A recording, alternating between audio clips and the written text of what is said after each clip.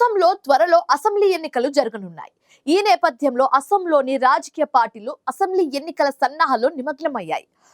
Assembly ఎన్నికల్లో గెలిపే లక్ష్యంగా కాంగ్రెస్ వ్యూహాలు రచిస్తోంది. అందులో భాగంగానే అసోం కాంగ్రెస్ స్క్రీనింగ్ కమిటీకి అగ్ర నాయకురాలు ప్రియాంక గాంధీని చైర్పర్సన్ గా నియమించింది. దీంతో ఈసారి కాంగ్రెస్ పెద్ద ప్లానే వేస్తుందని చర్చ మొదలైంది.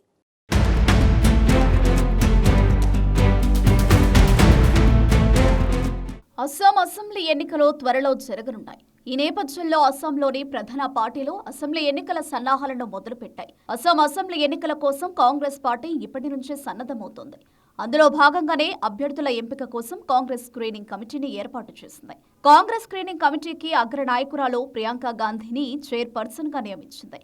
ఏడాది ప్రథమార్థంలో అసెంబ్లీ ఎన్నికలు జరగనున్న 5 రాష్ట్రాలు కేంద్రపాలిత ప్రాంతాల కోసం స్క్రీనింగ్ కమిటీలను ఏర్పాటు చేస్తున్నట్లు ఏఐసిసి ప్రధాన కార్యదర్శి కేసీ వేణుగోపాల్ ప్రకటించారు. అందులో భాగంగా అస్సాం, పశ్చిమ బెంగాల్, కేరళ, తమిళనాడు, పుదుచ్చేరి కోసం కమిటీలు ఏర్పాటు చేసినట్లు కేసీ వేణుగోపాల్ తెలిపారు.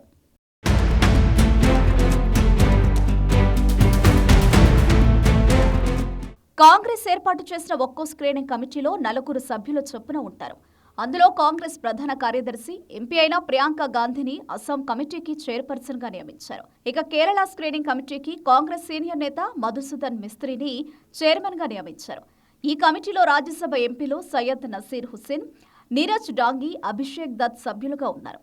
తమిళనాడు, పుదుచ్చేరి కమిటీలకు ఛత్తీస్గఢ్ మాజీ ఉప ముఖ్యమంత్రి టిఎస్ సింగ్ డియో చైర్మన్ గా ఉన్నారు. ఇందులో యశోమతి ఠాగూర్, జిసి చంద్రశేఖర్, అనిల్ కుమార్ యాదవ్ సభ్యులుగా ఉన్నారు. పశ్చిమ బెంగాల్ అసెంబ్లీ ఎన్నికల స్క్రీనింగ్ కమిటీకి బీకే హరిప్రసాద్ నేతృత్వం వహిస్తున్నారు.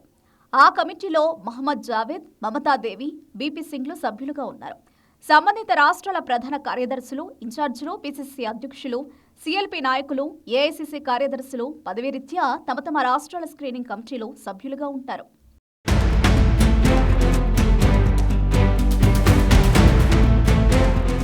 ప్రస్తుతం అస్సాంలో బీజేపీ అధికారంలో ఉండడంతో దాని నుంచి అధికారం చేజిక్కించుకోవడానికి కాంగ్రెస్, సిపిఐ, రైజోర్ దళ్, అస్సాం జాతీయ పరిషత్, సిపిఐ లిబరేషన్, జాతీయ దళ్ అస్సాం, కర్బీ ఆంగ్లాంగ్కు చెందిన all party hill leaders conference పార్టీలు చేతులు కలిపాయి.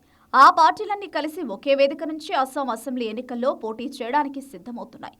అస్సాం అసెంబ్లీలో మొత్తం 126 స్థానాలున్నాయి. ప్రస్తుతం బీజేపీకి 64 మంది సభ్యులుండగా దాని మిత్రపక్షాలపై ఏజీపీకి 9, యూపీపీఎల్కు 7, బీపీఎఫ్కు 3 సభ్యులు ఉన్నారు. ఇక విపక్షాల్లో కాంగ్రెస్కు 26, ఏఐయూడీఎఫ్కు 15, సిపిఐకు 1 ఎమ్మెల్యే ఉన్నారు. వీరితో పాటు ఒక స్వతంత్ర శాసన సభ్యుడు కూడా అస్సాం అసెంబ్లీలో ఉన్నాడు.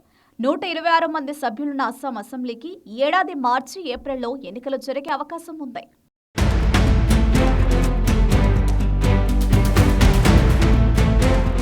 అస్సాం అసెంబ్లీ ఎన్నికల్లో ఈసారి సత్తా చాటాలని కాంగ్రెస్ భావిస్తోంది. ఇతర ప్రతిపక్ష పార్టీలతో పొత్తు పెట్టుకుని అస్సాంలో బీజేపీ నుంచి అధికారాన్ని చేజెక్కించుకోవాలని కాంగ్రెస్ చూస్తున్నట్లు తెలుస్తోంది. అందుకే కాంగ్రెస్ చాలా పగడ్బందీగా స్క్రీనింగ్ కమిటీలో ప్రియాంక గాంధీతో పాటు ఆమె సన్నిహితులైన లోక్సభ ఎంపీలైన ఇమ్రాన్ మసూద్, సప్తగిరి శంకర్ ఉలక, సిరివెళ్ల ప్రసాద్లను సభ్యులుగా నియమించింది. ఇక తమిళనాడులో ప్రస్తుతం స్టాలిన్ నేతృత్వంలోని డీఎంకే అధికారంలో ఉంది. అక్కడ పాగా వేయడానికి ఓ పక్క బీజేపీ గట్టి ప్రయత్నాలు చేస్తోంది. అయితే ప్రముఖ సినీ నటుడు, టీవీకే పార్టీ అధినేత అయిన విజయ్ మాత్రం కాంగ్రెస్ తో పొత్తుకు సిద్ధమవుతున్నట్లు తెలుస్తోంది. ఇదే జరిగితే కాంగ్రెస్ కు అది చాలా ప్లస్ పాయింట్ అయ్యే అవకాశం ఉంది. ఇక కేరళలో పినరయి విజయన్ నేతృత్వంలోని ఎల్డీఎఫ్ అధికారంలో ఉంది. అయితే ఇటీవల జరిగిన లోకల్ బాడీ ఎలక్షన్స్ లో బీజేపీ కీలక స్థానాల్లో విజయం సాధించి మంచి ఊపు మీద ఉంది. అందువల్ల కేరళలో కాంగ్రెస్ నేతృత్వంలోని యూడీఎఫ్ కూటమి ఇప్పటి నుంచే రానున్న అసెంబ్లీ ఎన్నికల కోసం సన్నద్ధమవుతోంది.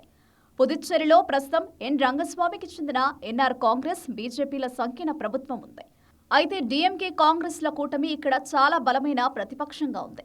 అందుకే ఈసారి అధికారం చేజిక్కించుకోవాలని ముందు నుంచే వ్యూహాలు రచిస్తోంది. ఇక పశ్చిమ బెంగాల్లో ప్రస్తుతం మమతా బెనర్జీ నేతృత్వంలోని తృణమూల్ కాంగ్రెస్ పార్టీ అధికారంలో ఉంది. బీజేపీ ఇక్కడ చాలా బలంగా ప్రజల్లో దూసుకుపోతుంది. మరి కాంగ్రెస్ అక్కడ తన ప్రభావం చూపగలుగుతుందా లేదా అన్నది ఆసక్తికరంగా మారింది.